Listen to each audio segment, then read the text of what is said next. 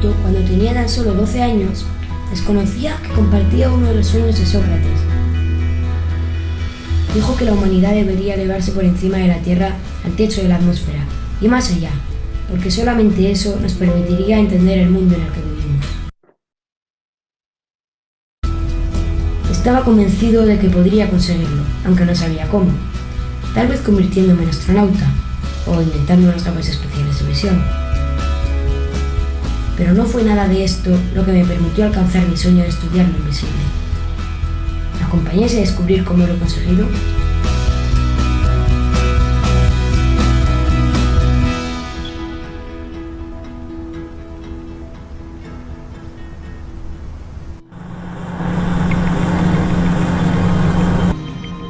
En realidad, mi sueño es compartido.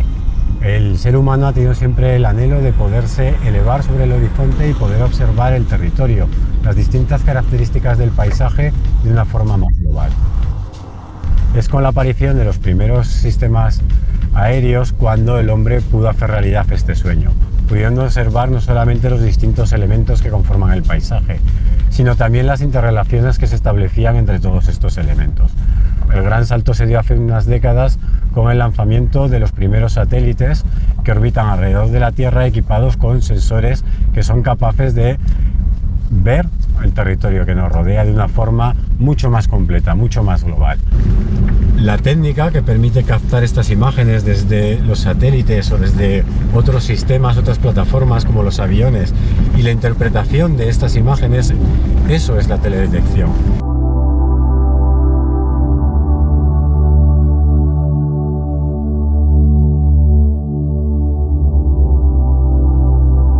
Entre las múltiples aplicaciones que tiene la teledetección está el estudio de los espacios forestales y de los incendios que lo afectan.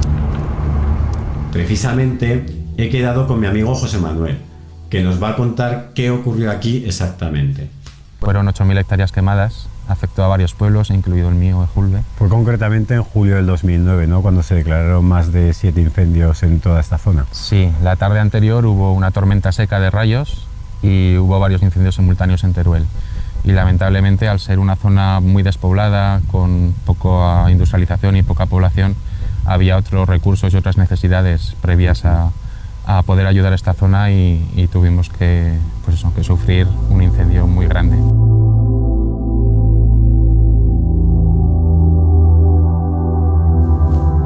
Ahí están las personas de mi grupo, con las que comparto el reto de descubrir el territorio más allá de lo visible.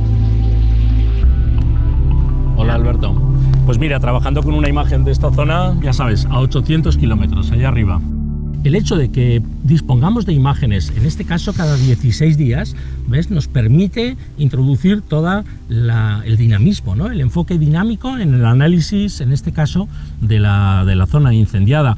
Nos permite analizar también cómo está evolucionando, pero también otros fenómenos como la ocupación del suelo o los cultivos, ¿no? Mira, en este caso de aquí, ¿ves?, hemos puesto una imagen que es en color, pero llamamos falso color, porque nosotros no podemos ver el infrarrojo, pero lo representamos a través de colores. Así y vemos mucho más los matices que se observan, claro, ¿no?, de esa imagen. Mira, vemos estas zonas que son más húmedas, zonas donde la vegetación tiene un mayor vigor. En definitiva, podemos estudiar muchos fenómenos que son en realidad problemas del análisis del medio ambiente, del territorio, y que nos sirven, nos ayudan para ordenarlo, para gestionarlo de una forma eficaz y sostenible. Para obtener estas imágenes que acabamos de ver con Juan, necesitamos una fuente de energía electromagnética y, dentro de las posibles, la más habitual es el Sol. Los rayos solares son reflejados por la superficie terrestre y registrados por el satélite, que a su vez transmiten esta información a las estaciones de tierra y la procesan. El problema es que solo una parte de esa energía reflejada es visible por nosotros, por el ojo humano. Estaríamos adentrándonos en lo invisible. Exacto, y además la parte que no podemos ver es quizá la más rica en información, la que nos proporciona más detalles para conocer esas cubiertas. Entonces necesitamos disponer de sensores que estén adaptados para ver en esa parte invisible. Un ejemplo sería la radiometría de campo. Entonces, si te fijas, por ejemplo, en este caso, estamos capturando la firma espectral de la vegetación. Aquí lo que vemos es todo el porcentaje de energía reflejada en todas las longitudes de onda del espectro. Y el visible sería justamente esta parte más corta, la más acotada.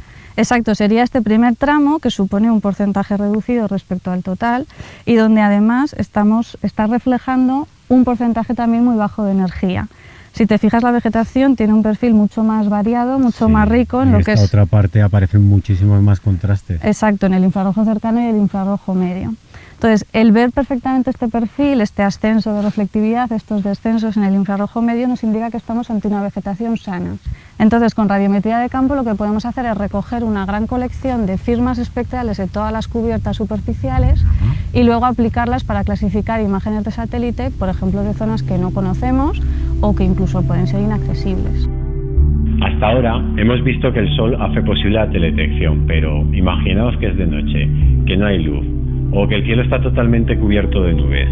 ¿Ya no podemos obtener imágenes de la superficie terrestre? Pero bueno, Antonio, entonces explícame, ¿cómo es posible hacer teledetección sin utilizar el Sol? Sí que es posible porque existen sensores como el radar y el LIDAR que son capaces de emitir su propio flujo electromagnético que se dirige hacia la superficie terrestre y que luego es reflejado por esta. Entonces la interacción es lo que captan estos sensores y lo que nos sirve a nosotros luego para hacer los estudios. Son capaces de atravesar barreras visuales como por ejemplo las nubes, la niebla. Cada uno de los rebotes del láser se registra de una manera muy precisa con coordenadas de latitud, longitud y altura. Y además el láser es capaz de atravesar los huecos que hay pues, en la vegetación, en las ramas, en las hojas, de tal manera que no solamente podemos obtener una visión tridimensional de la superficie terrestre, de lo que sería la parte superior, sino que además podemos ver pues, el terreno oculto bajo el bosque, ¿no? ¿De qué nos sirve la teledetección para estudiar una zona incendiada? Voy ahora a visitar al resto del grupo que está precisamente en la zona afectada por el incendio del Julbe. Esta zona del incendio del Julbe la habéis abordado para su estudio, para su caracterización, tanto con imágenes ópticas como con imágenes obtenidas con sensores activos, con sensores radar y sensores LIDAR, ¿no? Pues a ver, por su parte los sensores ópticos son muy válidos para la delimitación de los incendios, sobre todo si disponemos de imágenes previas y posteriores a los incendios debido al cambio del vigor vegetal. Lo que pasa es que estos sensores no son capaces de registrar algunas variables de los bosques que son muy interesantes para el estudio, por ejemplo, de la severidad de los incendios. Me refiero a variables como la altura de los árboles o la altura del sotobosque, de los arbustos que hay en el sotobosque. Actualmente esto se puede solucionar con sensores activos como los sensores SAR y los sensores LIDAR que capturan información de la estructura de la vegetación. Ay, Antonio, ¿me puedes repetir el dato que no lo he pillado bien? 30. Pero bueno, hola. Paloma, con toda esta información que nos proporcionan los sensores, ¿todavía sigue siendo necesario el trabajo de campo? Hombre, Alberto, ni lo dudes, que nadie lo dude, vamos. Es imprescindible verificar sobre el terreno toda la información que nos dicen los satélites. Esto ahora y siempre, vamos. Hay que abrir como pequeñas ventanas de muestreo en lugares estratégicos para calibrar todo, para comprobar que hay buenas relaciones entre la realidad del campo y la de la imagen. Vamos, entonces, que es la información básica que luego tiene que ser relacionada con el dato que nos proporciona el sensor para poder extrapolar esa información a todo el territorio. Claro, mira, aquí siempre vamos un buen equipo de trabajo de campo que nos complementamos con los de los satélites. Ahí estamos tomando datos concretos de los puntos con el GPS, Daniel está midiendo los niveles de clorofila, también medimos, se hacen inventarios específicos de vegetación, en este caso que estamos estudiando la evolución de la vegetación y el suelo después de un incendio, entonces hay que saber qué especies en concreto tenemos, medimos la altura, el diámetro, también los procesos de erosión en el suelo, todo eso es fundamental. Además, toda la información de campo, todos los datos de campo que recogemos, hay que procesarlos, interpretarlos y todo esto lo hacemos en nuestro laboratorio STALAB del Departamento de Geografía. Y allí además eso luego lo volcamos en cartografía hecha con los sistemas de información geográfica, y ahí ya de una forma inteligible, dinámica y útil, pues podemos ofrecer esos resultados de nuestro trabajo pues a diferentes destinos y usuarios.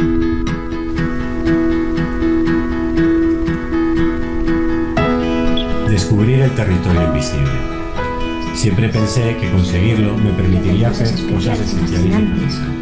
Lo que no imaginaba era que ese conocimiento podría ayudar a resolver problemas importantes en nuestra sociedad, como por ejemplo los incendios.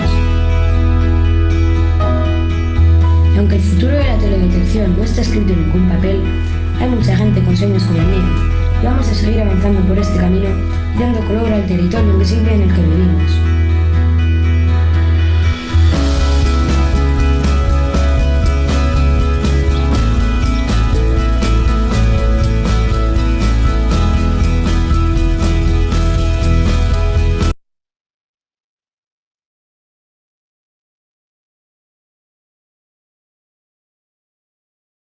Muy lindo video. Está muy bueno, ¿no es cierto? Muy claro, la verdad. Muy claro y muy sintético. O sea, es como que me gustó cuando lo encontré una vez, porque es como que sintetiza un poco todo lo que uno, por lo menos antes de empezar a abordar el tema de la teledetección con muchísimo detalle, como van a ver ustedes que lo vamos a abordar ahora, es como para empezar a darles un pantallazo de qué estamos hablando cuando estamos hablando de teledetección, ¿no? Entonces fíjense ustedes que arranca con ese mensaje de descubrir lo invisible del territorio, o sea que de alguna manera ya me está dando una idea de que no solamente me va a dar información respecto a lo que yo puedo ver, y ya estamos pensando en energía y en la energía del espectro, del visible, y vieron ustedes entonces que de alguna manera también lo relaciona con el espectro de energía y con las distintas longitudes de onda y con las diferentes informaciones que uno puede llegar a extraer en función de una interacción que se da justamente entre las cubiertas que hay sobre la superficie terrestre y una fuente de energía. Cuando él dibuja en ese papel los elementos básicos de la teledetección, ¿no? Y dibuja como elemento principal el sol, que sería la fuente de energía que interacciona con una cubierta de la superficie, que puede ser una ciudad, que puede ser un bosque, que puede ser un cultivo, y por otro lado tenía como una especie de rebote, ¿sí? Esa energía que el sol emitía, y otro elemento que estaba suspendido, y ahí es un poco también el per se de la teledetección, que es el que registra esa respuesta de la cobertura, sin necesidad de tomar contacto con la cobertura. Es decir, obtenemos información de los objetos sin tener necesidad de tomar contacto con el objeto, ¿eh? Es decir, que lo que en realidad ese sensor, que por ahora se llama sensor y después le vamos a poner un nombre, ese sensor va a registrar, ¿sí?, la respuesta que tiene esa cobertura a partir de recibir la energía solar. Estoy hipersimplificando el proceso, ¿no? Y van a ver ustedes entonces que ustedes saben que hay un espectro electromagnético y que hay diferentes longitudes de onda, y entonces de alguna manera ya vamos a entrar a ver cómo podemos afinar un poco más y ver que podemos hacer uso de esa diferencia en la emisión en distintas longitudes de onda para poder sacarle más jugo y más información a esa cobertura. Y bueno, y por otro lado, esa posibilidad de trabajar, vieron ustedes, registrando procesos y fenómenos que se dan en el territorio, desde fenómenos naturales hasta procesos que son antrópicos o artificiales, el crecimiento de una ciudad, la forma de ocupar el territorio, la forma en que el territorio está de alguna manera siendo fraccionado, el parcelado, los cultivos. O sea, hay montones de procesos que son potencialmente estudiados gracias a este fenómeno o proceso o técnica, si se quiere, de la teledetección. Y bueno, y por último, lo importante es que esos geógrafos que estaban trabajando, ¿no? Esa información, cómo resalta la importancia del trabajo de campo, que ustedes van a ver que uno a través de la teledetección comienza a manipular datos que finalmente terminan generando una imagen, pero que siempre se requiere del trabajo de campo para poder validar esa información que nos da la imagen. Es decir, que es un trabajo no solamente que se hace o que se puede hacer en gabinete, sino que requiere, para que sea seguro y confiable, de un trabajo de campo que permite ese ajuste. Y el final, que es un poco los usuarios, es decir, todo esto tiene que tener finalmente un destino. Entonces, esa información que generaban esos investigadores, mediante la teledetección, ellos muestran ahí un ejemplo que es una cartografía, es decir, cómo uno a partir de eso puede generar una cartografía, como puede ser mapas mostrando la evolución de un incendio, de una inundación, de un cultivo, y bueno, y que a su vez tiene obviamente un destinatario, que puede, usuarios de todo tipo. Así que bueno, eso es un poco la introducción de la clase de hoy. Y lo que vamos a hacer ahora es, tenemos la clase estructurada en dos partes, son dos videos. Yo diría que por ahí hiciéramos, si te parece, si les parece, Valeria, Leo, Loy, mirar el primer video y hacer una pausa como para que ellos realicen las consultas de lo que no les queda por ahí del todo claro antes de pasar al segundo. ¿Te parece, Dale. Valeria? Sí, sí. Pasamos el primer video y después hacemos un ratito para que hagan consultas y tenemos el segundo video y después al final hay unas hojitas del trabajo práctico que por ahí les vamos a dar una explicación, más o menos una guía como para que ellos puedan ir resolviendo el trabajo práctico. Exacto. Así que bueno, ahora voy a ver si les voy a compartir pantalla. Ah, espera, estás habilitada. Sí, podés, porque vos sos anfitrión. Espera que tengo un montón de cosas abiertas. Cuando, fíjate de tildar compartir sonido. Ajá. Cuando haces compartir pantalla. ¿Quieres que pase mañana? Acá.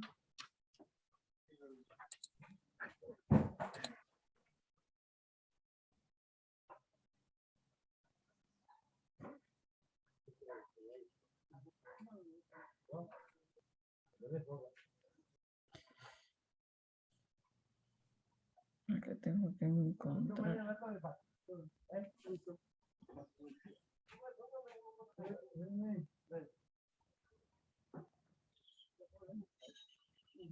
Abajo de todo, ¿eh? Cuando Sí, haces yo compartir pantalla. Ah, perfecto. lo que no sé es si por ahí... a ver. Acá. ¿Ahí están viendo? Sí. Sí, sí.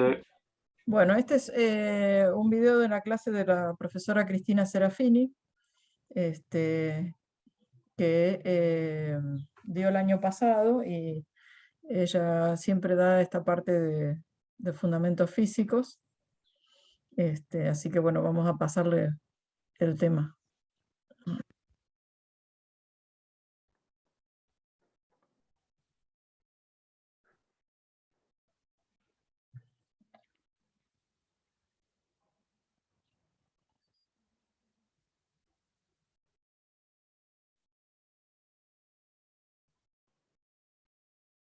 No se escucha sonido, ¿vale?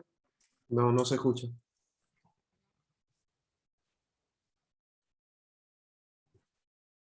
A ver. Opciones avanzadas.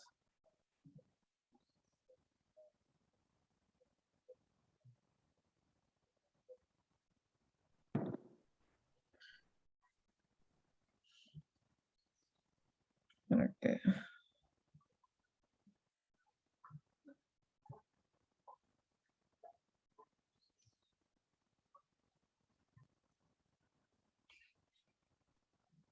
Acá. Ahora sí lo encontré.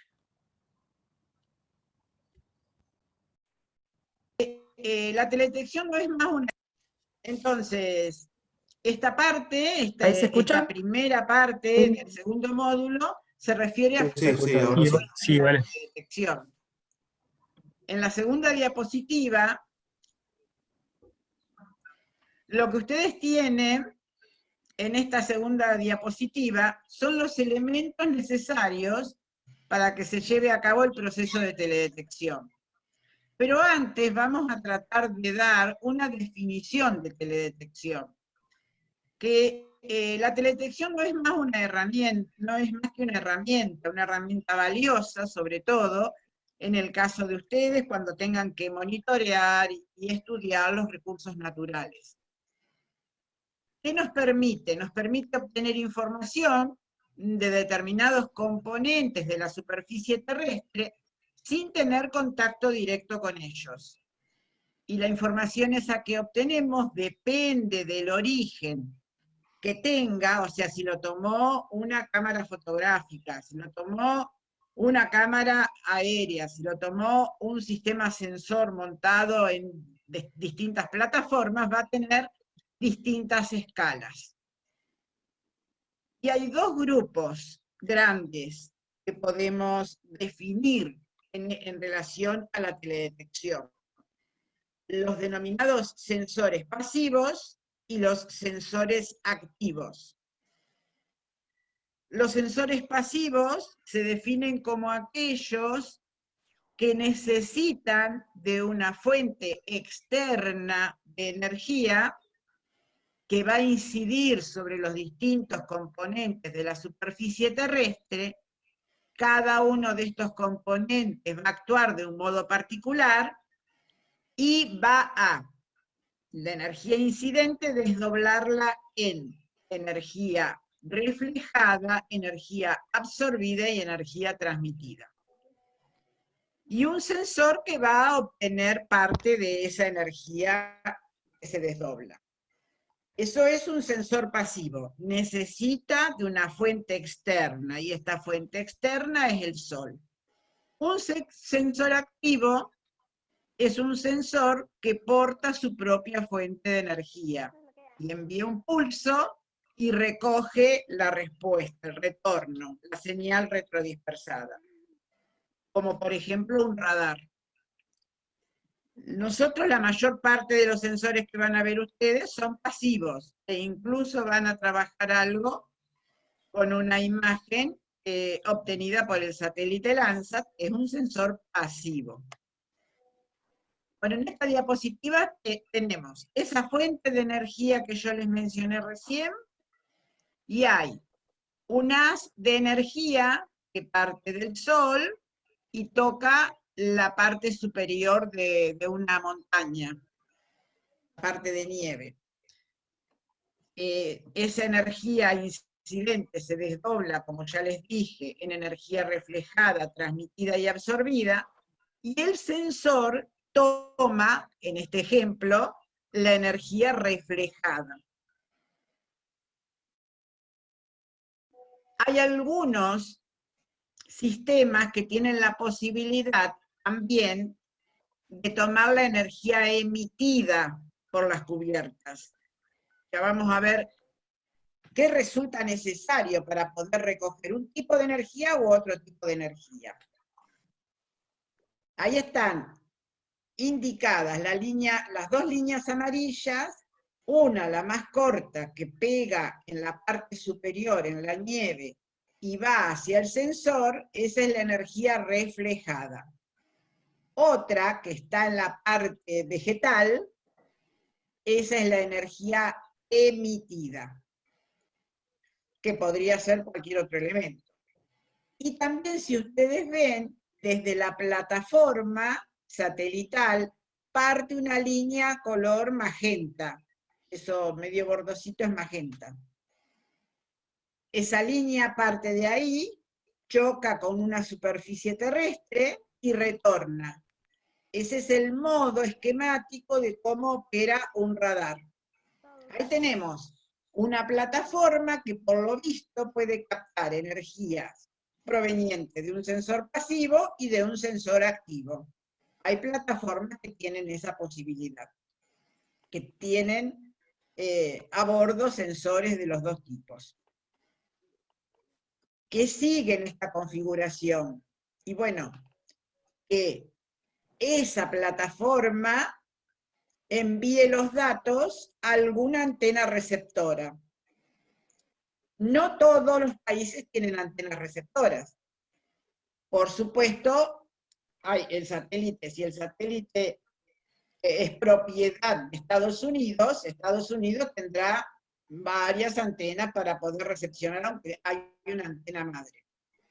En nuestro caso particular, nosotros tenemos una antena.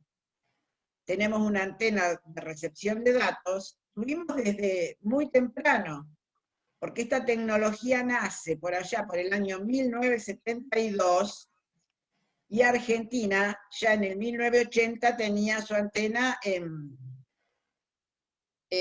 Mar Chiquita, cerca de Mar del Plata. Y después esa antena dejó de funcionar y la antena que tenemos en este momento está en Falda del Cañete, en Córdoba, a unos 15 kilómetros al norte de Altagracia, sobre la ruta 45. Ahí hay una antena en lo que se denomina el Centro Espacial Teófilo Tabanera, que recepciona datos de diferentes sistemas satelitales. Y ahí también hay ejemplos como esa caja que ustedes ven ahí de color magenta, que no es más que un equipo para poder guardar los datos, ¿no? Que tienen una configuración distinta. Ahora es mucho más fácil el manejo de toda esta información, y está disponible ahí para que cuando algún usuario, en la parte de abajo tienen dos usuarios, uno que está trabajando en una computadora y otro que está trabajando sobre una imagen papel. Cualquier usuario solicita una imagen y prácticamente en este momento tienen disponible las imágenes de una parte importante de los sistemas sensores. Ustedes tienen que conocer que esta tecnología, que resultó ser una tecnología carísima, porque cuando iniciamos allá por el año 1980, con la primera antena que tenía en Mar Chiquita, y cuando empezó el desarrollo en Argentina de esta tecnología, un equipo para poder procesar los datos satelitales costaba $1 millón. No es que le digo cualquier número, porque en ese momento la única institución o el único organismo encargado de manejar este tipo de información era la Comisión Nacional de Investigación Espacial. Y la Comisión Nacional de Investigación Espacial compró, en realidad lo compró Naciones Unidas, pero la inversión fue de $1 millón. Imagínense que ahora tienen prácticamente con una computadora cualquiera, eso era todo hardware y software, ¿no? Y ahora el software es libre, está disponible en forma gratuita la mayor parte, así que hay un largo camino en esto que no son 40 años nada más, o sea que el avance de la tecnología ha sido muy rápido. Bueno, rebobinando, fuente de energía externa y energía incidente que se desdobla, el sensor que capta esa energía la envía a una antena receptora, y la antena receptora la guarda de algún modo particular, y ahí está disponible. ¿Qué sucede con esta ondita que yo dije que parte del Sol, viaja por el espacio y llega a la superficie terrestre? Esa es una onda electromagnética que tiene la particularidad de tener un campo eléctrico y un campo magnético que se intercruzan. Y ahí tenemos la descripción de la onda. Eso define también el espectro electromagnético, que lo vamos a ver enseguida. Pero yo quería que vean algunos parámetros. La distancia entre dos puntos máximos de esa onda, las crestas superiores o las crestas inferiores, define la longitud de onda, que se define como lambda. La amplitud viene a ser la altura que tiene desde el cero esa ondita. Y la frecuencia define la cantidad de veces que la onda pasa por un lugar en un determinado intervalo de tiempo. Abajo está expresado como la energía viaja por el espacio a la velocidad de la luz, y está expresado lambda por F, ¿no? O sea, longitud de onda por frecuencia.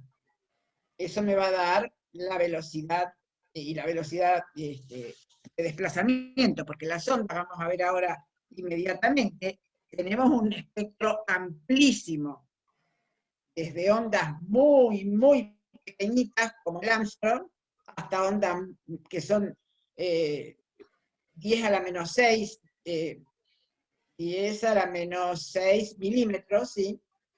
Hasta ondas muy grandes como las ondas de radio.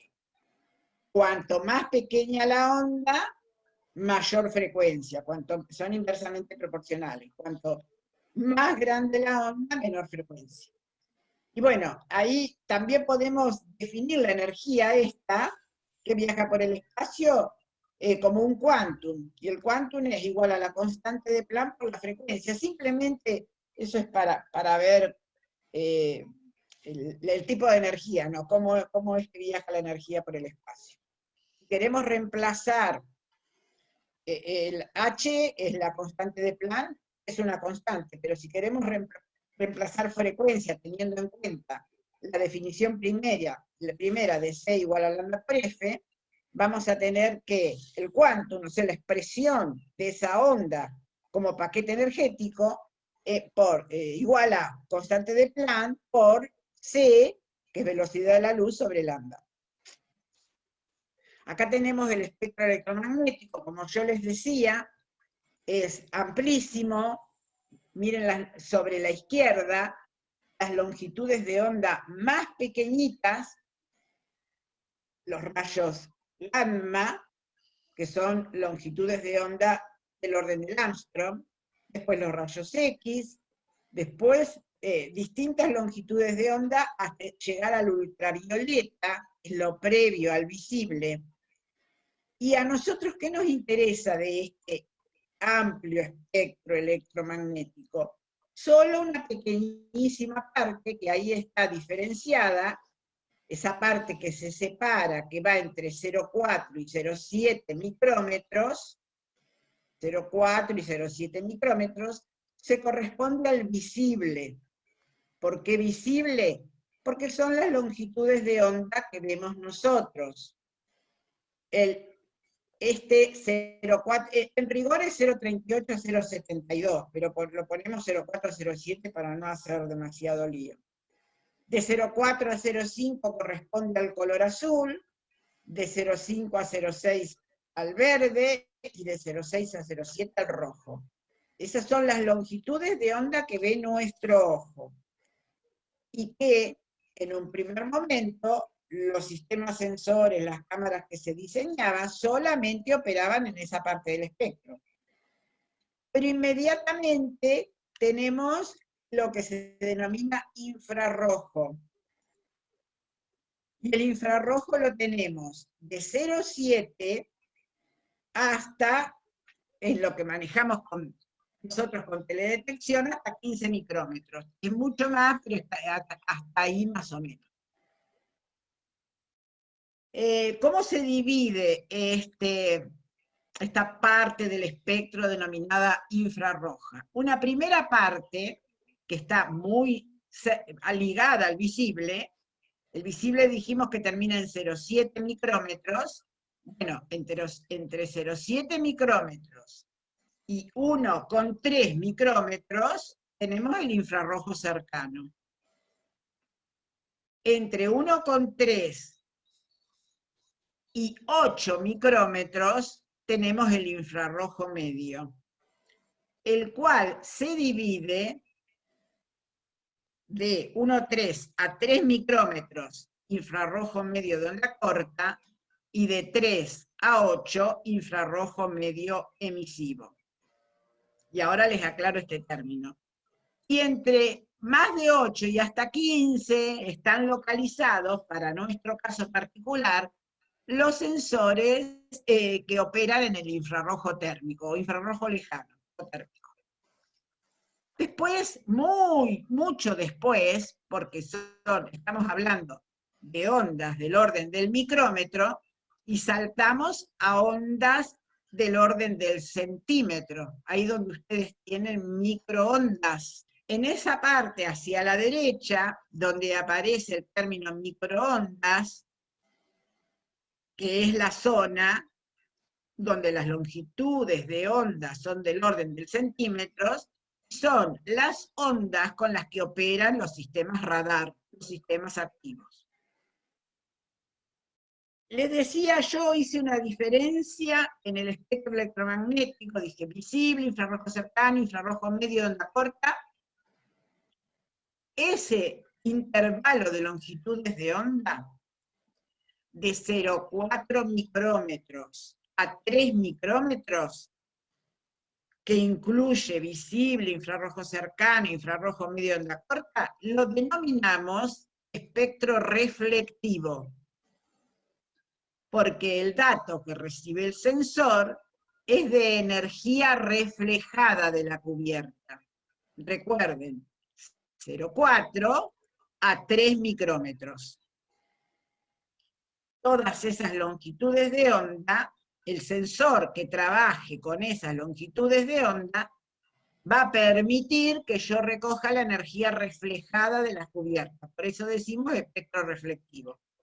A partir de 3 micrómetros, la Tierra empieza a emitir, así que el dato que registra el sensor es de energía emitida.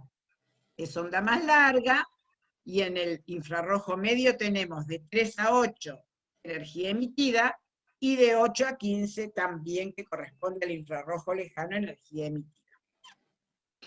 Entonces nosotros ya sabemos cómo es, o intentamos saber cómo es ese espectro. Son longitudes de onda que viajan por la atmósfera y llegan a la superficie terrestre. Pero aquí que ese viaje no va a resultar tan fácil, porque en la atmósfera hay distintos componentes. Hay componentes como dióxido de carbono, vapor de agua, oxígeno, nitrógeno, que van a hacer, menos el nitrógeno, que no tiene prácticamente interacción, van a hacer un juego particular con esas ondas. Van a participar de un proceso de absorción. El oxígeno, ozono también, o el vapor de agua, el dióxido de carbono, necesitan absorber energía en determinadas longitudes de onda. Por lo cual tengo que tener en claro cuáles son esas longitudes de onda que son absorbidas, porque al momento de diseñar un sensor, tengo que saber dónde voy a colocar las bandas, para ponerlas exactamente, no en el área donde la energía es absorbida por algún componente, sino en el área donde la energía es más transparente y llega prácticamente sin modificarse a la superficie terrestre.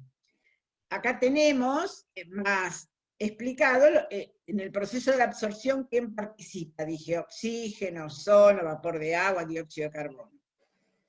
Tanto el oxígeno como el ozono, bien se sabe, y eso más que nada por toda la publicidad que hay alrededor de ello, que absorben longitudes de onda correspondiente a la región del ultravioleta.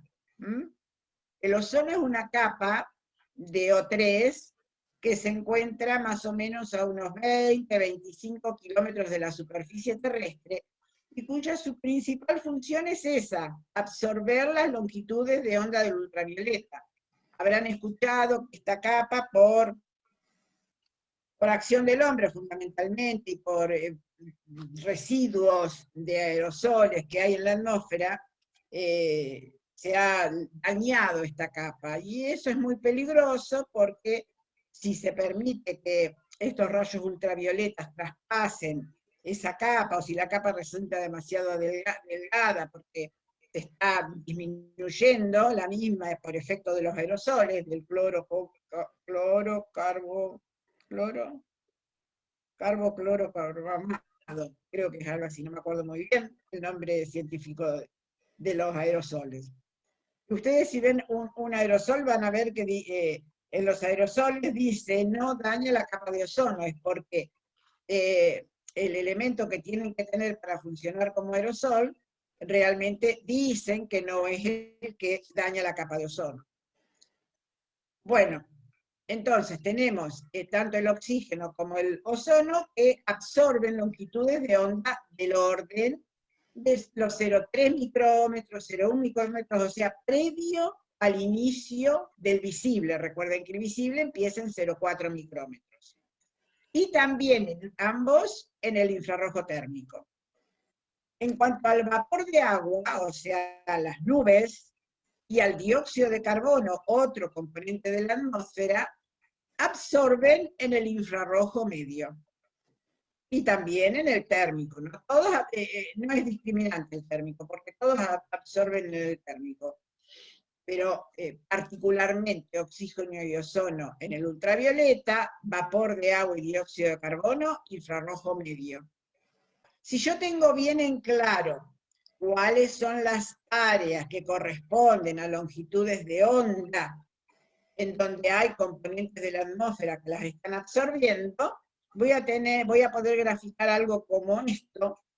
Todos esos espacios de color podríamos llamar casi cian, o verdecito clarito, me están indicando las longitudes de onda que no son absorbidas. Lo azul, todos esos valles azules me están indicando que ahí hay algún componente de la atmósfera que absorbe la energía electromagnética. Y lo otro son espacios que incluyen longitudes de onda donde estas no son absorbidas. En el eje Y tienen transmisividad, y en el eje X tienen las longitudes de onda. Si ustedes miran con atención, van a ver una primer gran ventana entre 0,4 micrómetros, 0,3 micrómetros, un poquito más de 3 es, hasta 1,3 micrómetros, o sea que incluye el visible y el infrarrojo cercano. Todo eso está diciendo que son longitudes de onda en donde la mayor parte de los sensores que se diseñan se localizan con bandas que registren datos ahí, visible, infrarrojo cercano. Prácticamente todos. Ahí ese puntito de entrada después del 1 es, que es 1,4, es el primer pico de absorción por parte del agua. El agua o el vapor de agua absorbe en estas longitudes de onda. 1,4, 1,9 y 2,6. 1,9 ahí está corrigido, es ese, claro. Y 2,6, el que está delante del 3. El siguiente. Ese. Esos son los picos de absorción por parte del agua en cualquiera de sus expresiones. El agua que está en la atmósfera, el agua que está en el suelo, el agua que está en la vegetación. Y después tienen otros picos de absorción que se corresponden con la absorción del vapor de agua, del dióxido de carbono, perdón. Como ustedes, después hay una ventana bastante importante, después más o menos de 7 micrómetros, perdón, hasta 12 micrómetros. y más importante aún es entre 10 y 12. Ahí se colocan generalmente las bandas que operan en el infrarrojo cercano. Entonces, está claro que las ventanas, denominamos ventanas atmosféricas, aquella región espectral que posee la mayor transmisividad, o con otros términos, es más transparente al paso de la energía, o con otros términos, que posee la mínima absorción. Una ventana atmosférica incluye longitudes de onda, en otros términos, que viajan por el espacio y no son molestadas por este proceso de absorción. Entonces ya vimos cómo es el efecto de esta interacción de la energía electromagnética en relación al proceso de absorción. El proceso de absorción se da porque determinados componentes de la atmósfera necesitan absorber, para mantener su estructura, energía. Absorben en esas distintas longitudes de onda que dijimos. ¿Está? Hay otro proceso. Sin embargo, yo voy a elegir un área del espectro para diseñar mi sensor, pero tengo que tener en cuenta también que hay un proceso que no lo puedo dominar, diríamos, que es el proceso de dispersión. La dispersión no es absorción, porque absorción, la ondita viene viajando y la molécula se la chupa, la absorbe. En la dispersión no pasa eso, porque no necesita absorberla. Está la molécula ahí, una molécula de agua o un aerosol que el hombre vertió sobre la atmósfera, está ahí, y la ondita viene viajando y choca a esa molécula y desvía la trayectoria de esa longitud de onda. Y también es una alteración, entonces, de la carga que trae la longitud de onda. Y hay distintos tipos de dispersión. Como les decía, la primera es la Rayleigh, que se refiere a una atmósfera límpida, transparente, con un día diáfano, en donde en la atmósfera prácticamente no hay partículas, o si las hay son muy pequeñitas, son de mínima importancia, muy pequeñitas. Y podemos acá establecer, no está escrito ahí, pero me gustaría que lo escriban, una relación entre la longitud de onda y el diámetro de la partícula. Para la dispersión Rayleigh, la relación que se establece es longitud de onda mayor al diámetro de la partícula. ¿Qué quiere decir esto? Y que las partículas que hay en la atmósfera son muy pequeñas, y que la probabilidad de choque o de desvío de esa longitud de onda, en virtud del tamaño de las partículas, va a ser muy baja. Solo va a ser más importante ¿para quiénes? ¿Para las longitudes de onda mayores o menores? ¿Pueden hablar? Menores. Menores. Las que van a ser más afectadas son las longitudes de onda menores. Por eso que en la dispersión Rayleigh, el cambio de trayectoria se produce más en la parte del espectro azul, que son las longitudes más pequeñitas. En la dispersión Mie es más o menos equivalente la longitud de onda con el diámetro de las partículas. Y esto se asocia a una atmósfera tipo de niebla, de bruma.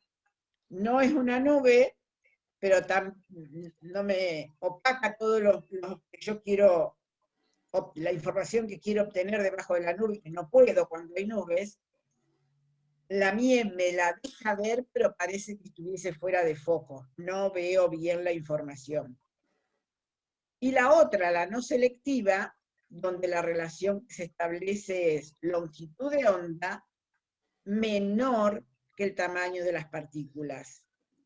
Y aquí entonces tenemos que cualquier onda tiene posibilidad de ser desviada de su trayectoria. Y el ejemplo clásico es una atmósfera completamente nubosa, llena de nubes. Todas las ondas van a ser desviadas, dispersadas. Y el otro fenómeno es el de emisión. El de emisión es propio de cada componente en función de sus características físico-químicas. Pero los importantes son absorción y dispersión. En cuanto a dispersión atmosférica, los factores son, como dijimos, vapor de agua o partículas en suspensión, aerosoles. Están los tres tipos, y ahí está indicado cuáles son las más pequeñas, son las más afectadas, las que tienen mayor desvío de su trayectoria. Perfecto. Y la no selectiva, prácticamente todas tienen la misma posibilidad de ser desviadas. Acá hay un ejemplo donde ustedes ven en la ordenada o en el eje Y la intensidad de la dispersión, y en el eje X las longitudes de onda. Y está expresada la dispersión Rayleigh a distintas longitudes de onda, y ven como claramente la dispersión es mucho más importante en las longitudes de onda más pequeñas, 0,4, 0,5, y después disminuye notoriamente para prácticamente ser nula en el rojo y en el infrarrojo cercano. Esta es una fotografía, como les dije, vieron la dispersión NIE. No es que tengo la nube que me impide ver totalmente el recurso que tengo debajo de ella. Acá lo veo, pero parece una foto opaca, fuera de foco. Este es cuando la dispersión que se establece, longitud de onda más o menos equivalente al diámetro de las partículas. Y es como un efecto de bruma. Bueno, entonces ahí tenemos hasta ahora la descripción de la interacción de la energía electromagnética con los componentes de la atmósfera. Ahora vamos a ver que esa energía incidente llega a la superficie terrestre. Ahí tienen en este gráfico lo que se parece. ¿Eso es un cuerpo de agua? Las plantas esas, ¿de dónde salieron? No me define el espejo de agua. Bueno, no importa, lo que sea. Puede ser un cuerpo de agua, puede ser la superficie terrestre. El hecho es que tengo energía incidente, ustedes ahí están viendo en la parte superior derecha, energía incidente, que es igual a energía reflejada, más energía absorbida, más energía transmitida. Abajo la tienen descrita. Entonces, tengo la onda amarilla que está llegando a ese espejo de agua. Eso es la energía incidente, que parte del Sol y se supone que atravesó una atmósfera con todos los procesos que implica la interacción de la misma con los componentes que hay en ella. ¿Cómo se desdobla esa energía incidente? Se desdobla en energía reflejada, que es la línea roja que viaja hacia la parte superior, energía absorbida, que es la energía que absorbe el cuerpo donde incidió, y energía transmitida, que es la energía que pasa a través de distintas capas. Todos los elementos de la superficie terrestre tienen este comportamiento. O sea que de la energía que llega a ellos, parte la reflejan, parte la transmiten y parte la absorben. Ahora vamos a ver cómo se comporta cada uno de estos componentes. La siguiente, por favor.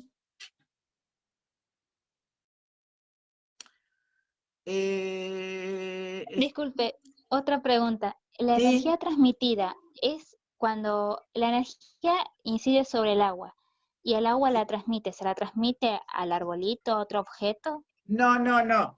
Por ejemplo, la energía transmitida, por ejemplo, en un cuerpo de agua, ustedes vieron que existe vida hasta determinado nivel, ¿no? Determinada cantidad de metros, depende cómo es el cuerpo de agua, puede ser en las aguas abiertas, transparentes, 60, 80 metros, la energía se fue transmitiendo a distintas profundidades, ¿no? Se transmite, no quiere decir absorbida, quiere decir que el agua absorbe esa energía porque la necesita para mantenerse, mantener su estructura. Transmitida es que toco, sigo. Por ejemplo, en una masa forestal, la energía incide sobre el dosel, sobre la parte superior de esa masa forestal, parte de la energía va a ser reflejada, parte va a ser absorbida, y eso lo saben ustedes, porque el proceso de fotosíntesis, para desencadenarse, necesita absorber energía de determinadas longitudes de onda. ¿Recuerdan cuando vieron en ecología eso? Las longitudes de onda del azul y del rojo son absorbidas, porque son las que desencadenan el proceso de fotosíntesis. Esto es absorbido. Entonces yo tengo, la energía llega a esa copa, ¿no? Verde, parte se refleja, toco y no le interesa, se refleja, parte la absorbe para desencadenar este proceso, y parte se va transmitiendo de las distintas capas que tiene esa masa forestal. De la capa superior, como si nos imaginamos distintas capas de hojas, pasa de una capa a otra capa. Eso es transmitir. No se absorbe, pero sí se permite el paso de esta energía hacia las capas inferiores.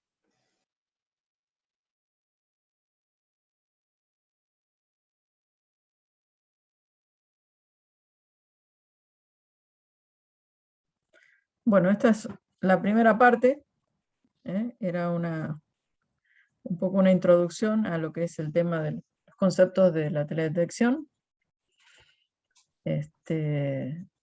No sé si tienen alguna consulta. Yo tengo una consulta, profe. Sí. No entendí bien lo de cuando hablaba al principio de satélites pasivos y activos. No entendí bien cuál era la diferencia ni cómo era el proceso de cada uno para conseguir la información. Bueno, es una de las clasificaciones que ustedes van a encontrar con respecto a los sistemas satelitarios. Cuando habla de sensores pasivos, son satélites que captan información gracias a que existe la luz del sol, ¿sí? O sea, la fuente de energía que provee el sol es la que impacta en las cubiertas terrestres, y el satélite registra de alguna manera el rebote, ¿sí? La energía que rebota. Mientras que los satélites activos son sistemas que en general se los denomina radar, y que tienen una propia fuente de energía. Ellos emiten un pulso que viaja hasta la superficie terrestre y registran lo que se denomina el eco. Esa es básicamente la diferencia entre sistemas pasivos y activos. También otra diferencia que hay es las longitudes de onda en las que operan, porque los sensores pasivos trabajan con la energía del sol y dentro de las longitudes de onda que se miden en micrómetros, el visible, los infrarrojos, mientras que los sensores activos trabajan en la región del microondas, o sea, las ondas que recogen son del orden de los centímetros.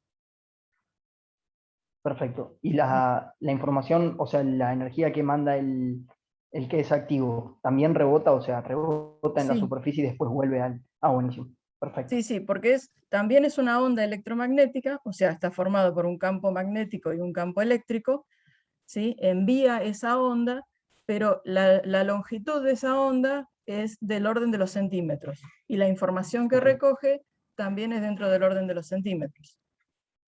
Perfecto. Hola, Flor.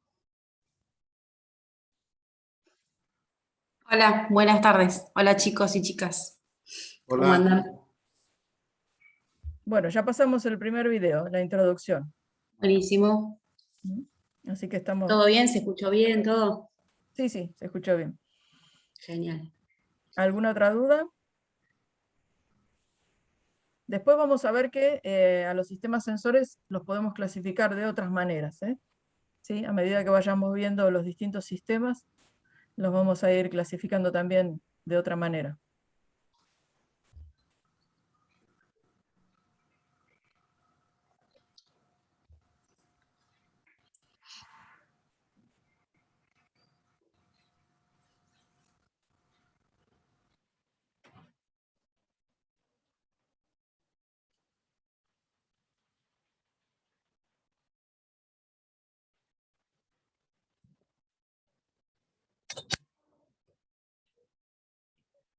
Si quieren, podemos ver el segundo video, donde ya vamos a ir viendo cómo reaccionan las distintas cubiertas. Voy a buscarlo en otro video.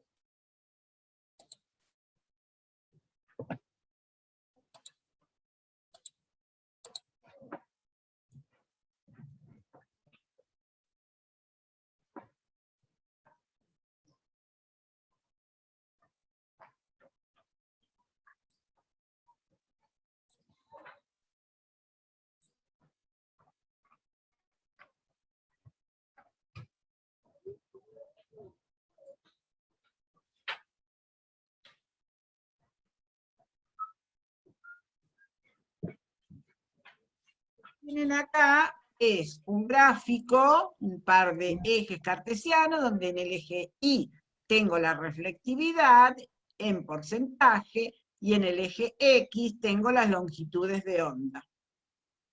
Recuerden que esas longitudes de onda, nosotros las iniciamos en punto 4, donde comienza el visible, y en este caso están hasta el infrarrojo medio de onda corta, 2.8. El infrarrojo medio de onda corta termina en 3 micrómetros. Todo este espectro es reflectivo. ¿Qué quiere decir? Que la energía que corresponde a estas longitudes de onda van a reflejar energía. A partir de 3 micrómetros va a ser emisivo, pero todo este espectro es reflectivo. Y acá hay muchas curvas. Hay una curva que corresponde a vegetación, la verde más clarita.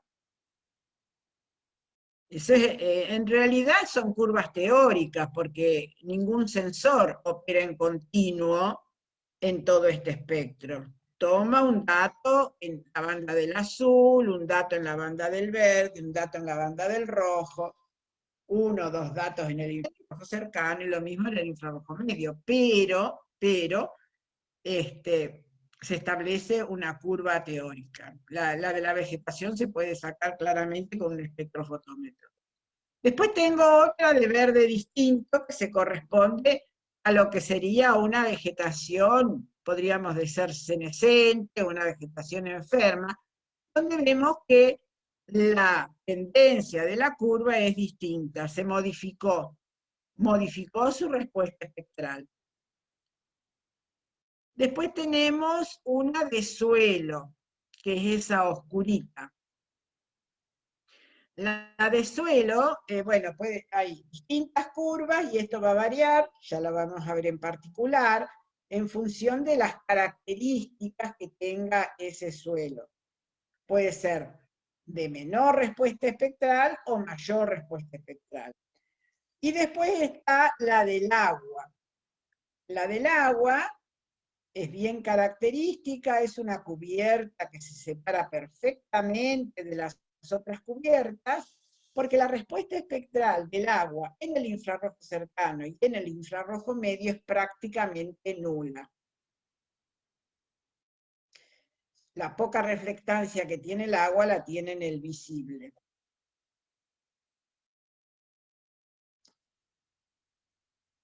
Y último, la cian es la respuesta espectral de la nieve. Alta respuesta espectral en todo el visible, el infrarrojo cercano, y baja notoriamente en el infrarrojo medio. Ahí es alta y ahí baja en el infrarrojo medio. Porque la nieve no es más que agua y entonces respeta la cuestión de la absorción que tiene el agua en el infrarrojo medio. Vamos a explicar en detalle esta curva de la vegetación. En el eje Y tenemos la reflectividad y en el eje X las distintas longitudes de onda, de 0,4 micrómetros a 2,8 micrómetros. Ahí de 0,4 a 0,7 recuerden que es el visible. De 0,7 a 1,3 es el infrarrojo cercano. No está en escala esto. Pero bueno, y después de 1,3 a 3, el infrarrojo medio onda corta. Vamos a explicar las modificaciones que puede tener una hoja verde desde el punto de vista espectral. Ustedes ven ahí, en lo que se denomina visible, donde dice en la parte superior pigmentos de la hoja, esa parte que se corresponde con el visible, me está definiendo que una hoja verde va a presentar dos picos de absorción, uno en el azul y otro en el rojo, que son las longitudes de onda en donde absorbe la clorofila.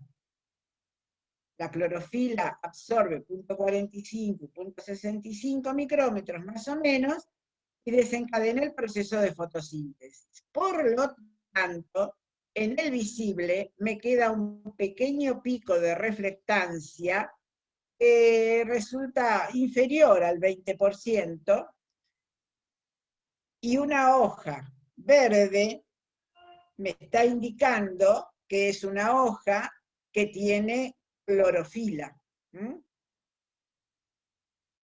Ese piquito está en las longitudes de onda del verde. Después sigue la parte del infrarrojo cercano. En el infrarrojo cercano tenemos una alta respuesta espectral, que es de 0,7 a 1,3, muy alta. Un 50% de respuesta espectral. Ahí lo que me está definiendo esa alta respuesta es la estructura de la hoja. Las características estructurales de la hoja. El tipo de tejido que tiene la hoja. Y después la última parte se corresponde desde 1,3 a 2,8 a la parte del espectro denominada infrarrojo medio. Y se señalan perfectamente los tres picos de absorción del agua. 1,4, en realidad no están en escala, pero son 1,4, 1,9 y 2,6. Los picos de absorción del agua. O sea que el infrarrojo medio a mí me define el contenido de agua que tenga la hoja. Si la hoja es turgente y tiene un contenido de humedad adecuado, se va a manifestar con estas tres valles, con estas tres expresiones, de presiones que se corresponden con los picos de absorción del agua. Regiones bien definidas en la respuesta espectral de la hoja. El visible definido por los pigmentos. El infrarrojo cercano definido por la estructura foliar. y el infrarrojo medio definido por el contenido de humedad. Aquí definimos una hoja verde, pero podría ser que esa hoja no fuera verde, que fuese una hoja sin pigmentos. Entonces la respuesta en el visible no va a ser la misma, una hoja blanca. Va a tener todos altos en alta frecuencia. No va a tener ese piquito verde, va a tener alto en el azul, alto en el verde y alto en el rojo. O que fuera una hoja roja, por ejemplo el liquidámbar en otoño. Ustedes vieron que es una planta con amarillos, naranjas, rojos. Esos colores de hojas no son verdes, son amarillos, naranjas, rojos. Amarillo y naranja es la composición del verde y del rojo, y rojo, rojo, o sea que la respuesta espectral va a estar dada en distintas longitudes de onda, no solo en el verde. La hoja amarilla refleja en el verde y en el rojo. O sea que ese vallecito que aparece ahí, donde está absorbiendo la clorofila, no va a estar, porque va a reflejar ahí, porque es una hoja amarilla. Empiezan a aparecer otros pigmentos que estaban enmascarados. Acá es, para expresar lo que dijimos anteriormente, ¿no? En cuanto a reflectividad y transmisividad. Son una hoja donde trata de superponerse lo que es la parte reflectiva, transmisiva y de absorción. En el visible es absorción, prácticamente la reflectancia es baja, ese piquito verde, y todo el resto es de absorción por parte de los componentes que indicamos recientemente. En el infrarrojo cercano, lo que no se refleja se transmite. Prácticamente no existe absorción. Miren la franjita de contacto que es muy pequeña. Y en el infrarrojo medio es reflectiva y absorción por parte del agua presente en el vegetal. Acá tenemos gráficas de distintas hojas con distintos contenidos de humedad. Como a partir del momento que el contenido de humedad va disminuyendo, esos valles que se presentaban en infrarrojo medio perfectamente señalados por la presencia del agua que absorbía la energía, se van desdibujando. Va perdiendo humedad y entonces ese valle se va desdibujando. Se modifica la respuesta espectral.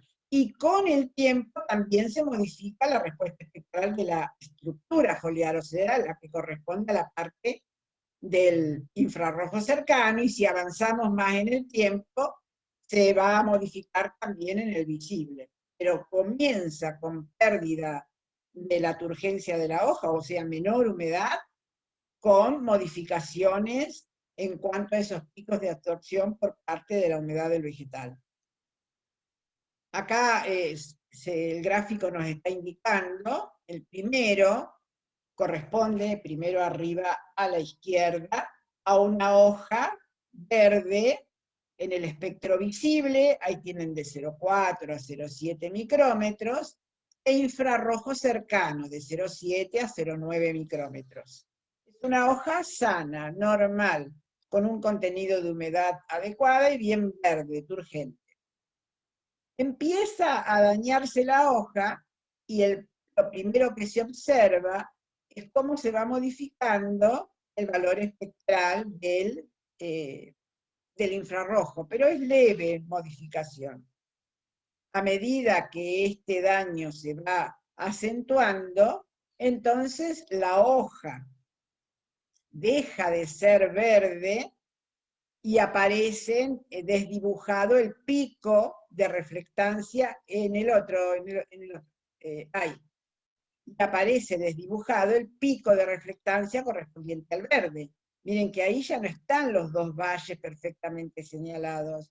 Ahí tengo el valle del azul, pero la parte del espectro rojo está totalmente desdibujada. Y cuando avanza, una hoja que ha entrado totalmente en senescencia, es una hoja que tiene una respuesta espectral muy parecida, diría yo, a la de un suelo. donde desaparecen los valles correspondientes al azul y el rojo. Esa respuesta espectral es muy parecida a la respuesta espectral de un suelo. Un suelo tiene esa tendencia. Es una línea de menor a mayor respuesta espectral a medida que aumenta la longitud de onda. Esa es una hoja seca que es muy parecida a la de un suelo desnudo seco. Acá está, me había preguntado, no sé quién era hoy, cuando preguntó la diferencia de transmisividad, ¿no? Acá está explicado, ahí está el sol que incide sobre una capa superior de hojas, como si fuese en un bosque que tengo distintas capas de hojas, y entonces esa energía incidente se desdobla. Una parte, esto en el infrarrojo cercano, ¿no? Una parte se refleja y otra parte se transmite. Y la parte transmitida pasa al segundo nivel de hojas. Pero, ¿qué va a pasar con esto? Esta energía transmitida al segundo nivel de hoja también va a tener el mismo desdoblamiento. Una parte se va a transmitir al tercer nivel de hojas y otra parte se va a reflejar. Por lo cual, cuando yo tengo una masa forestal con gran cantidad de capas superpuestas de hojas, voy a tener una respuesta espectral superior, levemente superior a lo que sería si tomara solamente la energía reflejada de la parte superior, porque del primer nivel de hojas. ¿Por qué? Porque le voy sumando todos los pedacitos de energía transmitidas que han pasado a los distintos niveles de hojas inferiores. Bueno, ahora vamos a hablar de otro de los recursos, el suelo. El suelo diríamos que es el recurso más difícil de evaluar, porque en realidad muchas veces la valoración de un suelo se hace en forma indirecta, porque está cubierto con algo.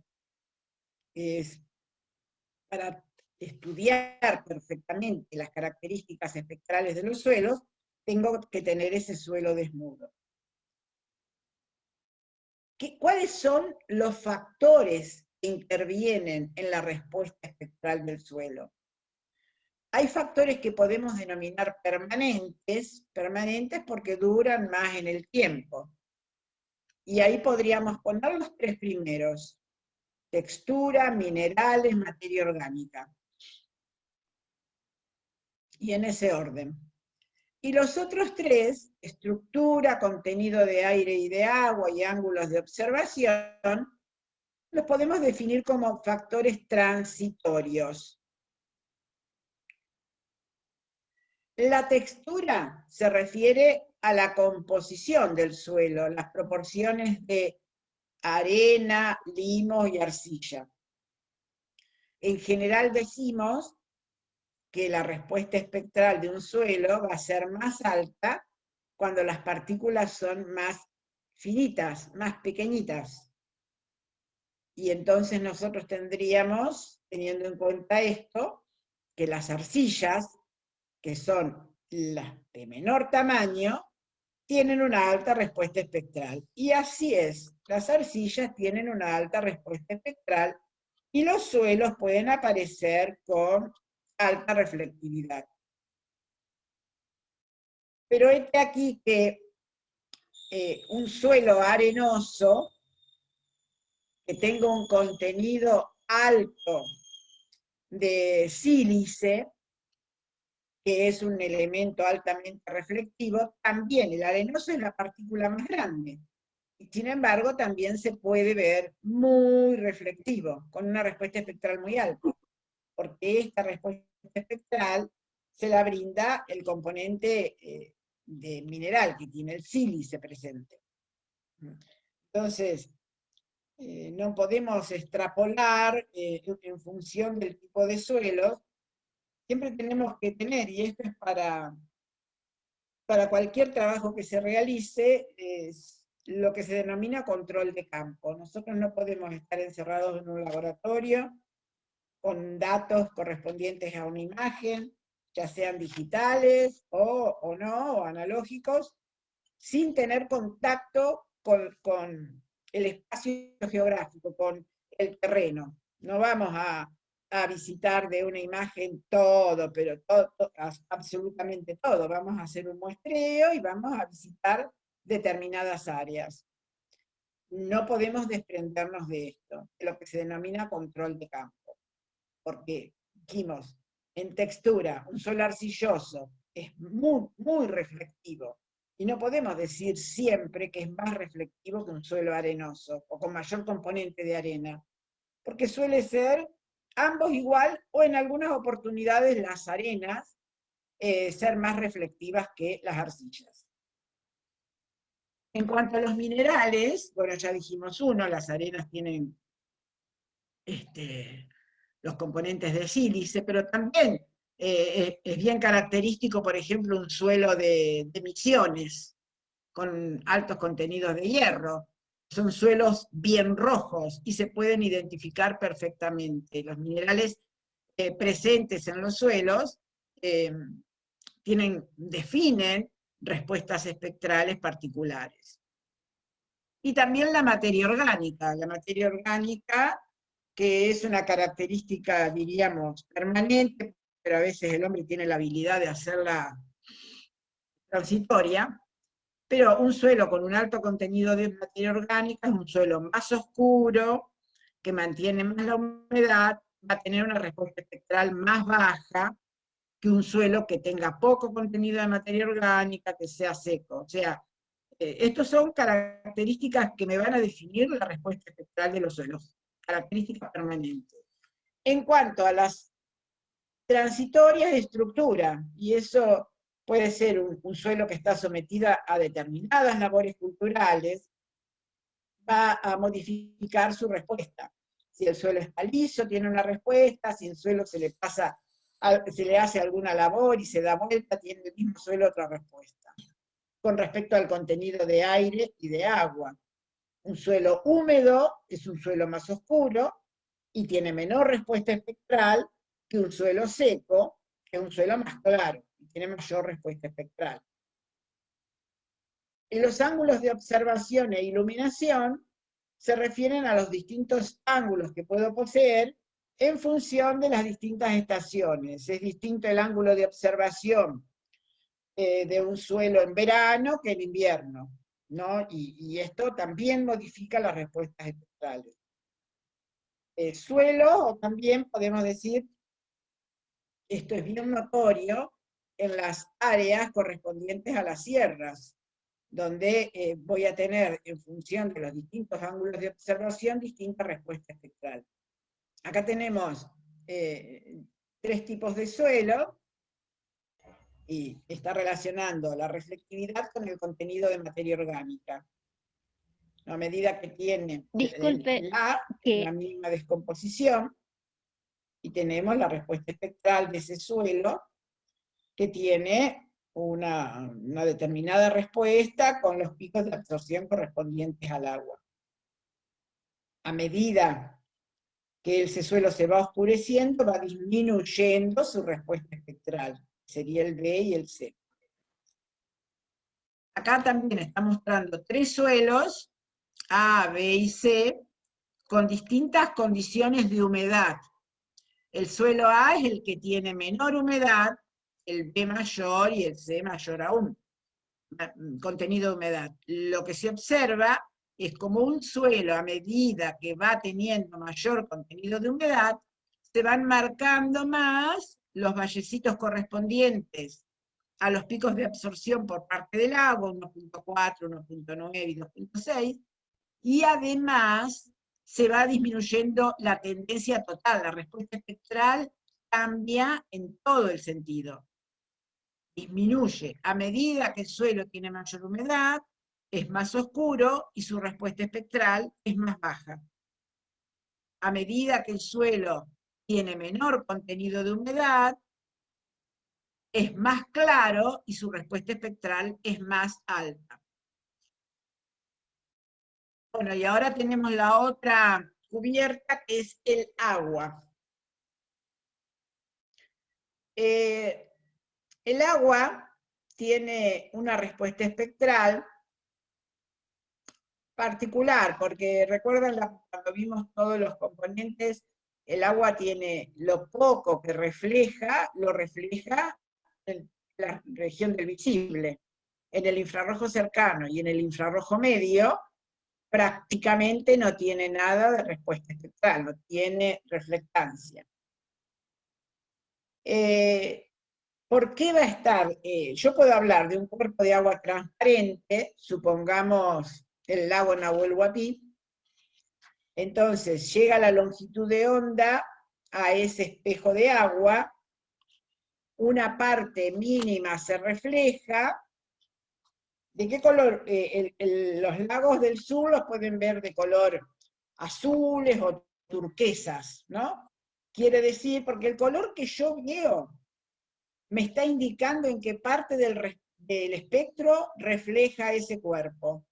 Si yo algo lo veo de color rojo, quiere decir que lo que está reflejando de los tres colores que conozco, azul, verde y rojo, es el rojo y absorbe el azul y el verde. Si yo veo algo verde, quiere decir que absorbe el azul y el rojo y refleja en el verde. El caso de la vegetación. Absorbe en azul y rojo, la clorofila, y refleja en el verde, por eso la veo verde. Pero también tengo los colores secundarios, algo que refleje en el de color amarillo, quiere decir que está reflejando en el verde y en el rojo. Por eso lo vamos a ver más en detalle después. Ahora, el agua, un cuerpo de agua, como les decía, transparente, límpido, como un lago, puede aparecer así de un color azul o azul verdoso, es porque la reflectancia que posee ese cuerpo está en las longitudes de onda del azul y del verde. Pero si ese cuerpo de agua no es transparente, si es un cuerpo de agua como el río Paraná, que yo me paro al lado del río, vieron que le dicen al río de la Plata, donde desemboca el Paraná, le dicen río color de león. Porque ese color beigecito, amarillito, es de la cantidad de partículas en suspensión que arrastra. Entonces, ahí ya no voy a tener la respuesta espectral de agua pura, sino que estoy modificando la respuesta espectral del agua por los componentes que arrastra. Si un cuerpo de agua está eutrofizado, o sea, tiene clorofila, la respuesta espectral también va a variar. O sea, que tengo que ver exactamente qué es lo que pasa con ese cuerpo de agua para entender su respuesta espectral. Acá tenemos contenido de clorofila. Yo dije, el agua no tiene respuesta espectral prácticamente infrarrojo cercano y medio. Sin embargo, si el cuerpo de agua está totalmente eutrofizado, lo que me va a modificar la respuesta espectral de ese cuerpo de agua en el infrarrojo cercano es la presencia de las algas. Y voy a tener reflexión. Los materiales en suspensión son esas tierritas que arrastra el Paraná y las deposita en el río de la Plata. Y el Paraná las recoge en el norte de lo que le desagua el Paraguay el Bermejo. Y todo ese arrastre de partículas en suspensión viene viajando y tengo una respuesta de todos esos ríos, del Bermejo, del Paraguay, del Paraná, del Río de la Plata, que no es esa respuesta, como yo dije, con respecto al lago Nahuel Huapi, azul o cian. Es una respuesta que se corresponde a la presencia de otras longitudes de onda que reflejan, la del verde y la del rojo, que son medio amarillentos o ocres. O sea que, si yo quiero estudiar las características del cuerpo de agua en función de los materiales que tenga en suspensión, me voy a tener que parar en el visible, porque ahí voy a tener la variación de la respuesta espectral de ese cuerpo de agua en función de lo que tenga suspendido. Pero si quiero separar un cuerpo de agua de cualquier otra cubierta, voy a tener que pararme en el infrarrojo cercano e infrarrojo medio. ¿Por qué? Porque en el infrarrojo cercano y el infrarrojo medio, el agua prácticamente tiene mínima respuesta espectral y cualquier otra cubierta tiene una respuesta espectral mucho más importante, más elevada. Bueno, acá hay un ejemplo de lo que les decía yo de eutroficación, es medio viejito, pero es claro, es didáctico. Es un mismo lago, ¿no? Lo oscuro ahí, después vamos a ver cómo se ven los distintos componentes de la superficie terrestre en los distintos productos color. Ahí lo que está así oscuro define un cuerpo de agua. Y son distintos momentos de análisis. Es un periodo de 16 años. Ustedes ven un desarrollo incipiente, eso rojito que está en la parte superior, me está indicando la presencia de algas. Es un cuerpo de agua que está eutrofizando. En el siguiente es un poco más importante la superficie correspondiente a las algas. Y en el siguiente, aún más. El color rojo en el que aparece esto es vegetación en definitiva, y aparece de color rojo.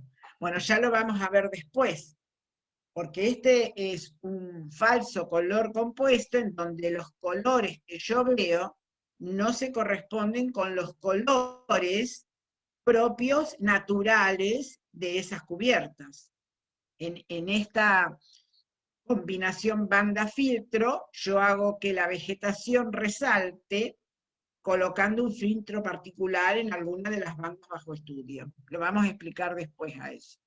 Pero simplemente acá para que vean la evolución de una mancha en un proceso de eutrofización de un lago, como a medida que pasa el tiempo, la superficie ocupada por las algas va aumentando, y entonces yo ya no voy a tener la misma respuesta espectral de todo ese lago, porque parte del lago está ocupada por estos vegetales. Y acá tenemos el Río de la Plata, en primer plano, en realidad la confluencia ahí del Río de la Plata y ya el toque con la parte del mar, ¿no? El límite, diríamos, del estuario de la Plata con el mar. Pero si nosotros viajamos, y esa tonalidad que yo intentaba recién explicarles, esos tonos ocres claritos, que se corresponden a agua con un importante volumen de partículas en suspensión, importante volumen, que si ustedes ven, miran esa parte tan clarita, miran de dónde viene, no viene del Uruguay, porque el río Uruguay ese tiene una tonalidad totalmente distinta al río Paraná, ese es el Uruguay. Y el Paraná, con sus 14 bocas, es esa tonalidad clarita, que es la que prima en su vuelco en el Río de la Plata. El Paraná trae todo eso, pero todo lo que lo volcó el Paraguay, allá en la curvita al norte de la provincia de Corrientes, ¿no? El Paraná entra ahí casi a la altura de la ciudad de Corrientes, vuelca las aguas del Paraguay, pero al Paraguay se las volcó el Bermejo, que es uno de los ríos del mundo, creo que el segundo río, que tiene un volumen más importante de partículas en suspensión. Y bueno, ven, yo para que observen las distintas tonalidades que puede adquirir, o los distintos colores, un cuerpo de agua, en función de las características que tenga de acuerdo a los componentes de ese cuerpo de agua. Un cuerpo de agua, como ustedes ven acá en el borde derecho inferior, que no tiene el aporte de partículas en suspensión, o que ahí tiene la zona de transición, tiene un color totalmente distinto a lo que es el estuario del Río de la Plata, en donde la cantidad de partículas en suspensión es muy importante y se modifica la verdadera respuesta del agua. Este es un pedazo de una imagen del sensor MODIS del satélite Terra. Este es un zoom de la imagen anterior solamente para que vean, porque la desembocadura, el Paraná, que se abre en un montón de bocas, más precisamente 14 bocas que vierten todas sus aguas en el estuario del Río de la Plata. Y que ven como la que vierte toda el agua con partículas en suspensión, son esas bocas que vienen del Paraná. El Uruguay no tiene la misma característica. Bueno, y acá lo que tenemos es simplemente cómo a través de, uno ve la diferencia que existe en esa zona de transición, el contacto entre las aguas dulces y las aguas saladas, pero uno tratando digitalmente esto puede encontrar mayor nivel de diferencias, ¿no? Porque en lo que es la parte, diríamos, del mar ya, si bien en la imagen que está a la izquierda vemos algunas diferencias, estas se realzan muchísimo más, esa zona de transición en la imagen de la derecha, que tiene un procesamiento digital, para realzar justamente las diferencias en esa zona.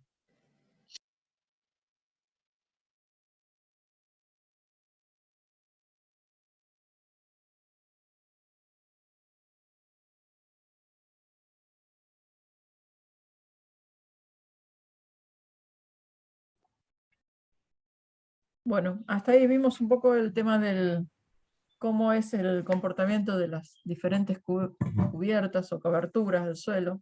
Básicamente vegetación, suelo y agua. ¿Alguien tiene alguna pregunta? No, una pregunta. Todos estos conceptos teóricos y estas cosas que estuvieron diciendo, ¿hay algún PDF o algún libro que nos recomienden para... Sí, para ustedes poder van a repasar? ver cuando entran a la clase, a esta que es la clase 5, van a encontrar que hay un archivo que dice Fundamentos Físicos, es una copia del capítulo del libro de Emilio Chubieco, que es una de las bibliografías que nosotros les recomendamos. Ahí tienen bien explicado y detallado en ese capítulo. A ver si yo... No. Oh, perfecto, gracias. Después igual busco entonces en las clases está. Está en las clases, sí. Nosotros les subimos el material, también tienen esta presentación en PDF, o sea, y vamos a subir el video de la clase también.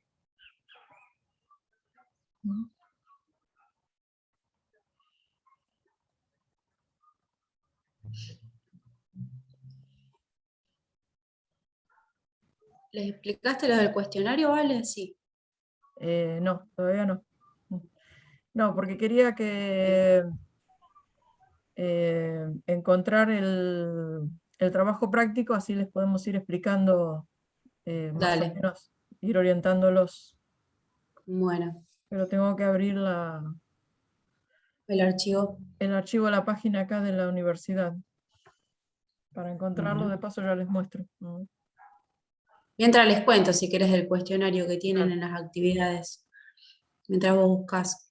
Les dejamos un cuestionario, como algunos cuestionarios que ya les dejamos en otras clases, que es más que nada una guía de estudio, no es que ustedes lo tienen que entregar obligatoriamente, sino que son una serie de preguntas teóricas sobre estos contenidos que vimos hoy en los dos videos. Ustedes tienen los dos videos para volver a verlos si quieren.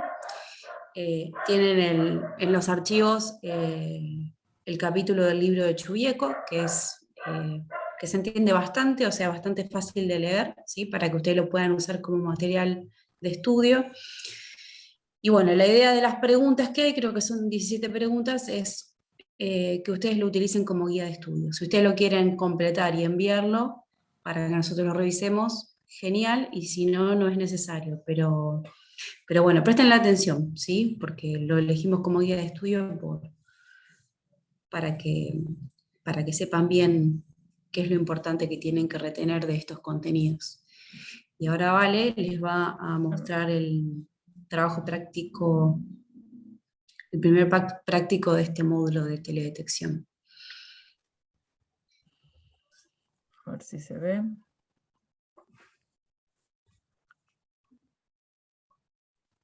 Sí, se ve, Vale. Sí.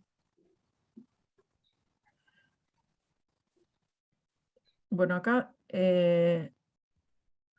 tienen las longitudes de onda del espectro. Yo las veo bastante chiquitas, porque tengo que usar lente grande, pero si no me equivoco, acá dice de 0,3 a 0,4. Sí, Vale. ¿Sí? Sí, no sé Entonces, bien, pero creo que sí. De 0,3 a 0,4, y ustedes entonces tienen que agarrar y anotar a qué región del espectro corresponde esa longitud de onda, la que va entre 0,3 y 0,4 micrones. Acá tienen entre 0,4 y 0,7, ¿sí? Esto es una zona más amplia del espectro. Si ustedes recuerdan, entre 0,4 y 0,5 teníamos la banda del azul, entre 0,5 y 0,6 la banda del verde, y entre 0,6 y 0,7 la banda del rojo. Así que si este sector va de 0,4 a 0,7, es toda una amplia franja que corresponde a las tres bandas en simultáneo, ¿no? Sería el visible. Exacto, sería el visible. Y acá tienen entre 0,7 y 3 micrómetros.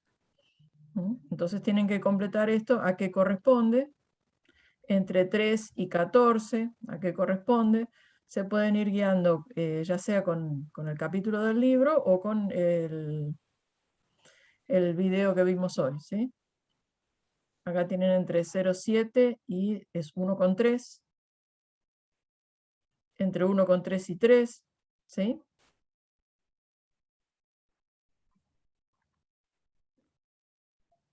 Y a ver...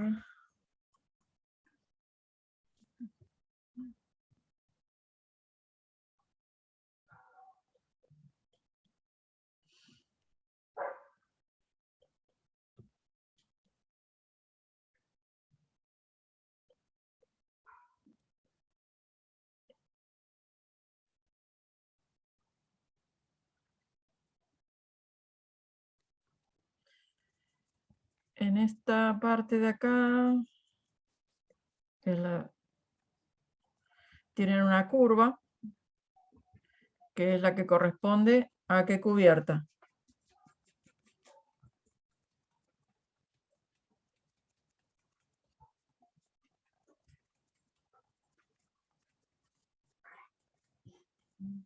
La primera que vimos. Una vegetación. Es la cubierta de vegetación. Ven que tiene una pequeña pico de reflectancia. Esta es la parte del verde. Y luego tiene el valle de absorción en el rojo. Y luego la mayor respuesta, que es en la región del el infrarrojo cercano, ¿sí? Lo que va de 0,7 a 1,3 micrómetros. Entonces, en esta región, que es la que corresponde al visible, teníamos la influencia de los pigmentos. En esta otra región teníamos otro tipo de factor que influye en la respuesta, y en esta región, que es la que corresponde al infrarrojo medio, teníamos otro tipo de influencia. Entonces ustedes tienen que ir completando acá a qué se deben estas variaciones dentro de la curva espectral de la vegetación.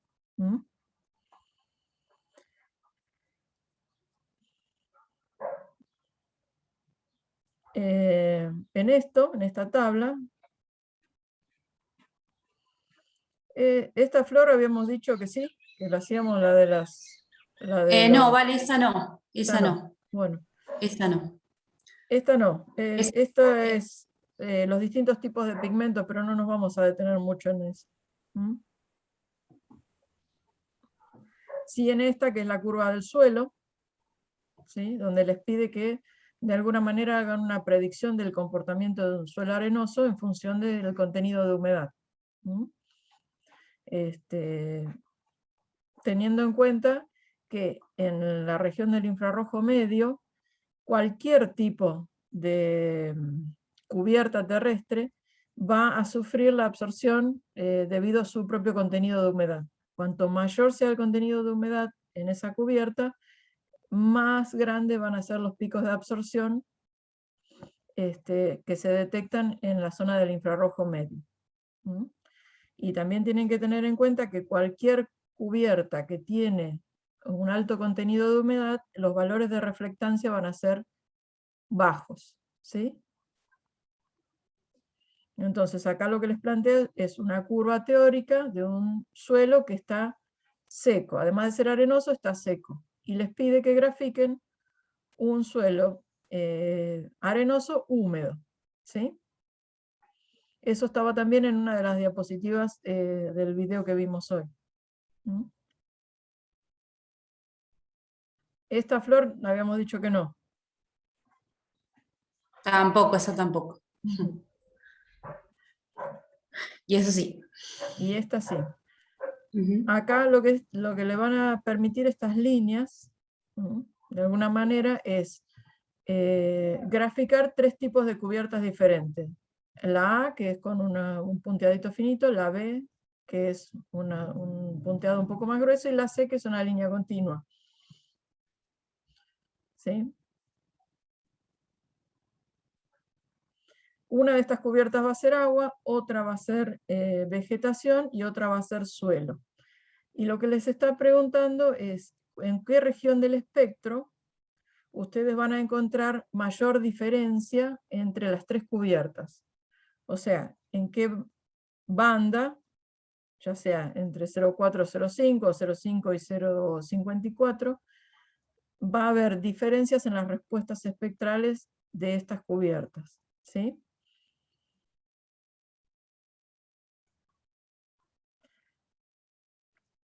Y este que dice trabajo práctico número 5, lo vamos a ver la clase que viene, después de que veamos todos los sistemas sensores. ¿Mm? Porque tenemos que definir algunos conceptos, como es el tema del nivel digital, y cómo se aplica eso en la reflectancia de las cubiertas, ¿sí? Así que este último lo vamos a dejar para la clase que viene. Pero pueden ir realizando los anteriores. Bueno, la clase que viene va a ser bastante intensa, porque tenemos que desarrollar los sistemas sensores y a su vez también interpretación visual. Vale. Sí. Y también les queremos agregar una actividad más aparte para asegurarnos que cuando comience el módulo de SIG, que no falta mucho, faltan solo 15 días, el viernes que viene, no el siguiente, ya arrancamos con las prácticas de SIG. Entonces también ya tienen disponibles ahí en el aula virtual, si se fijan dice SIG 1 y tienen un videíto que es muy corto, que les muestra el paso a paso para instalar el programa. Entonces sería bueno que desde ahora, si pueden ir instalándolo, para ver si tienen algún problema, tenemos tiempo como para resolverlo, ahí nos escriben, y vemos si pasa algo. Es un programa que es muy simple su instalación, es raro que no lo puedan instalar o que tengan algún problema, pero bueno, mejor tomarlo con tiempo, porque si dejamos una semana solo para hacerlo, es muy probable que después cuando arranquemos con el módulo muchos no lo tengan instalado, y también sería bueno saber quiénes de ustedes no cuentan con una computadora como para poder instalar el programa. Ahí también sería bueno que nos lo hagan saber, y en esos casos, porque aconsejamos que estas prácticas las hagan de forma individual, y bueno, si llegan a tener este inconveniente de que no tienen computadora, ahí sí trabajar con algún compañero o compañera. Pero bueno, es nomás eso. Ya lo tienen ahí entonces disponible en el aula virtual para verlo. Es un videito de 4 minutos y con eso van a poder instalar el programa. ¿En dónde se encuentra ese video, profe? En el aula virtual, en la clase SIG, unidad SIG 1, se llama la unidad, la carpeta. Sí, sistemas de información gráfica 1 van a encontrar. Al ingresar está el video directamente allí.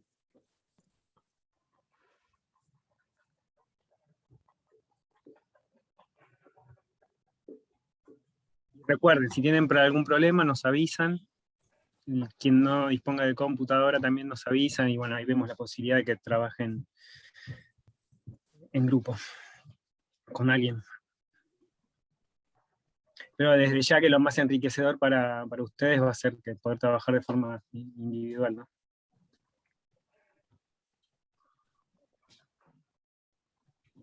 Esperen que les muestro a los chicos dónde está eso, así lo ven en la plataforma. Vale, ¿me habilitas para compartir pantalla? Porque no estoy habilitada. Ajá. O si lo querés compartir vos. Porque está al final de las clases de GIS. Espera que acá.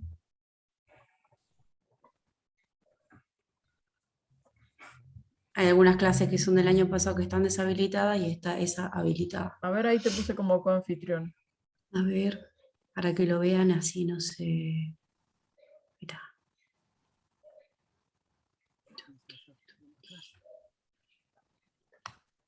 ¿Lo ven ahora? Ahí está. ¿Sí? Fíjense, acá está en la sección de clases de la plataforma. Van hasta abajo de todo y acá está. Es acá. Y hacen clic acá. Y acá los chicos le subieron el videíto con todas las explicaciones. No carga. Ahí está.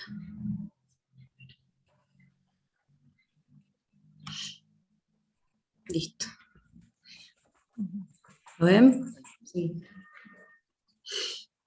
Disculpen el paréntesis, pero bueno, también va a servir para trabajar con sí, pero está bueno que ya lo vayan sabiendo, así después no hay sorpresas. Y van probando si funciona, si lo pueden instalar y todo. Así que vayan haciéndolo, chicos. Y bueno, este trabajo práctico que les marcó Vale recién, traten de resolverlo para los viernes de la semana que viene. ¿Este también se envía como se enviaban los otros, así por mail? Por mail también, sí. Okay. Y en grupos. Buenísimo. Qué poquitos que son hoy, yo que entré tarde. Sí. Respetamos los mismos grupos, ¿no? Que seguimos mandando. Sí. Sí. Ah, está bien. Estos son igual que los otros. Sí. La idea de formar los grupos era para que se mantuvieran a lo largo de la cursada. La clase que viene van a tener otro trabajo práctico. Y después seguramente iremos viendo para sí si lo van mandando de manera individual o particular, eso después lo resolveremos. Listo. Así que bueno, ¿alguna duda? ¿Alguna consulta? Vamos a habilitar el foro para las consultas sobre este tema. ¿Cuándo es la fecha de límite entonces de entrega? El viernes que viene. Está bien, una semana. Sí, una semana. Seguramente van a surgir algunas dudas, así que las vamos resolviendo en la semana. Bueno, muchas gracias. Bueno, chicos, gracias a ustedes. De nada. Nos vemos el viernes que viene. Hasta luego. Bueno, buen fin de. Nos vemos. Chao, hasta luego.